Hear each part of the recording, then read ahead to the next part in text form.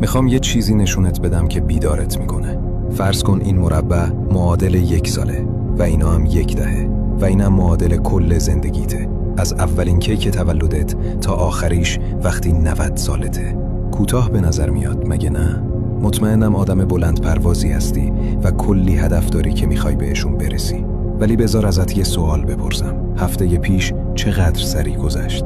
اینا همه یه هفته هایین که تو زندگیت داری. هر ردیف 1 سال از عمرته. اگه خوششانس باشی و تا 90 سالگی زنده بمونی، کل عمرت همینه.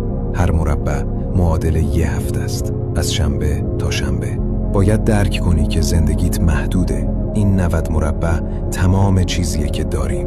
ما فقط برای مدت خیلی کوتاهی زنده ایم، یه ذره خیلی کوچیک از تاریخ بشریت. چیزی که مهمه اینه که این مربع ها رو با چی پر میکنی. تصمیمش با خودته. فقط مطمئن شو وقتی به آخرین مربع رسیدی حسرتی نداشته باشی.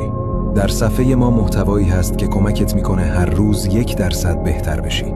به خانوادمون ملحق شو.